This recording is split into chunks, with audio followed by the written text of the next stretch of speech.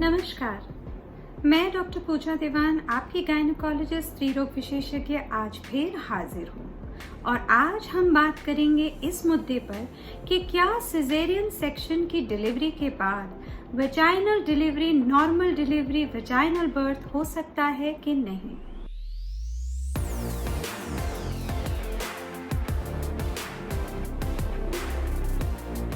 खुशखबरी, जरूर हो सकता है, पर क्या सब में हो सकता है? नहीं। कितनों में हो सकता है?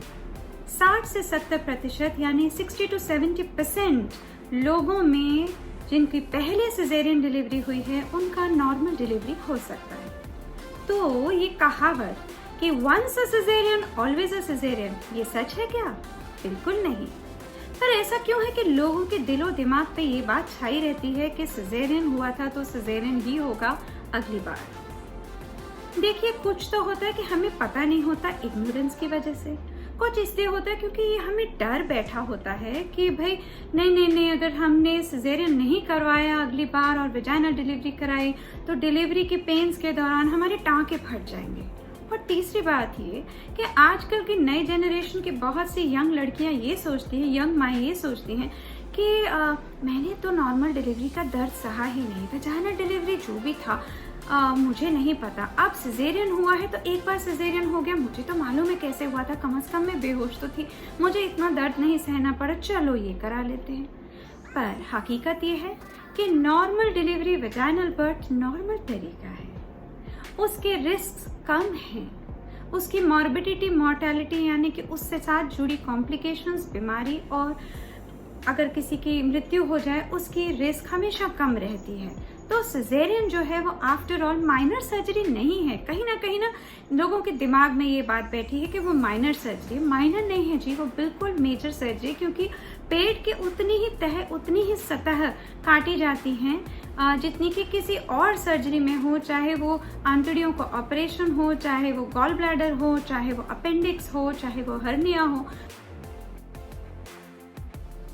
तो आइए ये बात करते हैं कि कौन सी ऐसी परिस्थितियां हैं जिसमें कि सिजेरियन ही अगली बार होना अनिवार्य है, यानी मैंडेटरी है,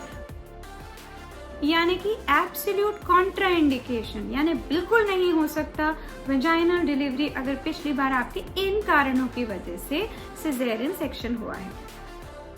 हर औरत का एक हड्डी का रास्ता होता है जो पेल्विस कहलाता है, जिसके बीच में से बच्चे ने जाना है। वो पेल्विक आउटलेट अगर सुकड़ी हुई हो, कॉन्ट्रैक्टेड हो, एंड्रॉइड हो, इस तरह की हो तो कॉन्ट्रैक्टेड पेल्विस में नहीं हो सकती नॉर्मल डिलीवरी, इस बार भी नहीं, अगली बार भी नहीं। अगर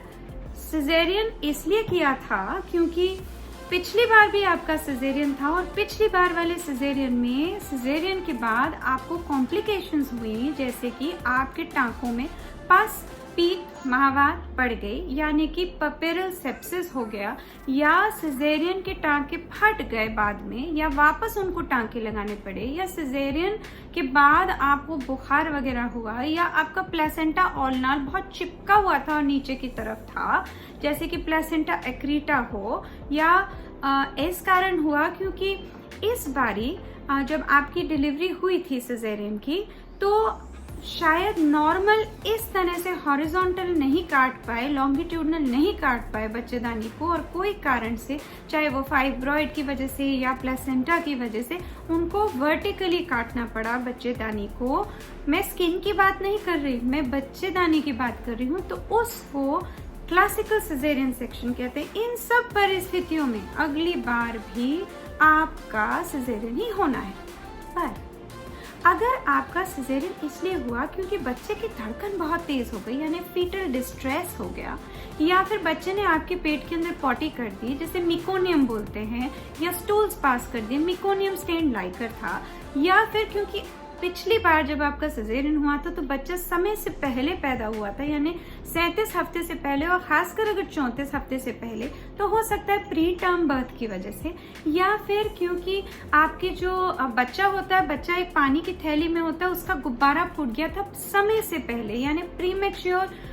pre term rupture of membranes, उसके कारण, या फिर क्योंकि जो प्लासेंटा था वो लो लाइंग था और एक पर्टिकुलर जगह पे चिपका हुआ था और उसके कारण करना पड़ा, या क्योंकि बच्चा हमारा बहुत ही गोलमोल था और 4 किलो और खासकर अगर 4.5 किलो से ज्यादा का था,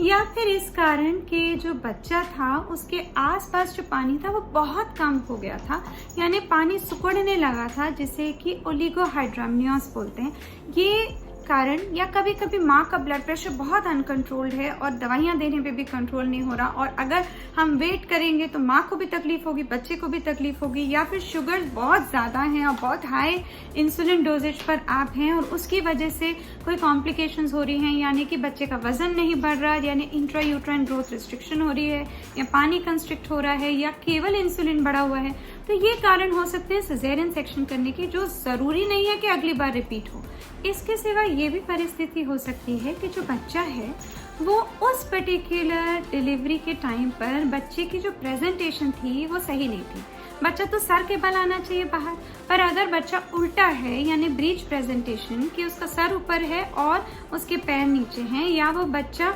आड़ा तिरछा है, यानी लॉन्गिट्यूडनल लाई में है या ओब्लिक लाई में है, तो वो नहीं बाहर आ सकता। या कई बार कंपाउंड प्रेजेंटेशन होती है कि सर भी और हाथ भी साथ में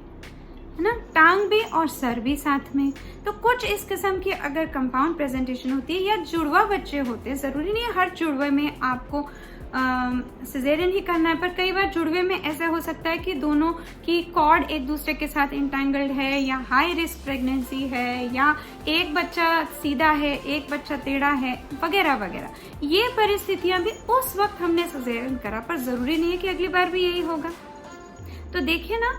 once a caesarean always a caesarean, ये होल्ड ट्रू नहीं करता है और पॉसिबिलिटी है। पर एक बात का आप सब लोग ध्यान रखिएगा कि आप जब भी सिजेरियन कराएं तो आपके पास आपके डॉक्टर के पूरे रिकॉर्ड्स होने चाहिए। डॉक्टर के रिकॉर्ड्स का मतलब है उसमें लिखा होना चाहिए कि किस कारण सिजेरियन हुआ था, सिजेरियन में कोई कॉम्प्लिकेशन थी, मदर में कोई कॉम्प्लिकेशन थी, बच्चे में कोई कॉम्प्लिकेशन थी, सिजेरियन होने के बाद क्या कोई टाँकों में कॉम्प्लिकेशंस थी, और क्या सेहत रही हमारी सिजेरियन के हफ्ते 10 दिन बाद, यानी कि कोई इन्फेक्शन, कोई महावात, कोई प्रॉब्लम तो नहीं हुई। ये बातें बहुत ज़रूरी हैं। और एक बात और, कि जब हम कहते हैं कि हम वेजाइनल बर्थ के लिए परफेक्ट कैंडिडेट हैं, तो भी जो लोग फिट अप एंड अबाउट होते हैं, यानी घूमते फिरते रहते हैं, अपनी थोड़ी बहुत एक्सरसाइज करते रहते हैं, उनको अगर चांसेस हमेशा ज़्यादा नॉर्मल डिलीवरी के होते हैं, क्योंकि शायद स्पॉन्टेनियसली खुद ब खुद ही उनकी दर्दें शुरू हो जाए। वो लोग बेस्ट वेजाइनल डिलीवरी अचीव करते हैं, चाहे उनका पहले सिजेरियन हुआ हो, पर वो एब्सोल्यूट कॉन्ट्राइंडिकेशन में नहीं होने चाहिए। हल्की फुल्की इंडक्शन ऑफ लेबर दवाइयाँ देके भी उन लोगों में करी जाती हैं जो कि प्रीवियस सिजेरियन थे, अगर हमें लगता है कि नॉर्मल डिलीवरी करी जा सकती है। पर एक बात का ध्यान हमेशा आपके गायनोकोलॉजिस्ट रखते हैं, वो हमेशा अल्ट्रासाउंड कराते हैं देखने के लिए कि जो पिछला सिजेरियन हुआ था उसमें जहां पर चीरा बच्चेदानी यूट्रस में लगा था उसकी थिकनेस कितनी है, यानी स्कार थिकनेस कितनी है। अगर स्कार थिकनेस 5 mm से कम है तो फिर हमारा बेंट ऑफ माइंड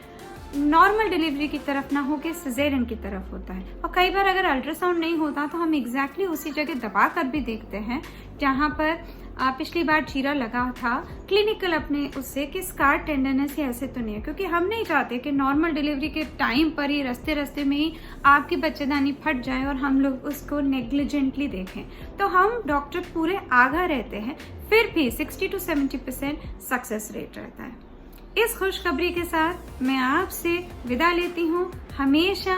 कोई तकलीफ हो तो मुझे कांटेक्ट करें, मैं डॉक्टर पूजा दीवान। मेरे नंबर्स और मेरे सोशल मीडिया लिंक्स आपके लिए हमेशा हाजिर हैं। नमस्कार।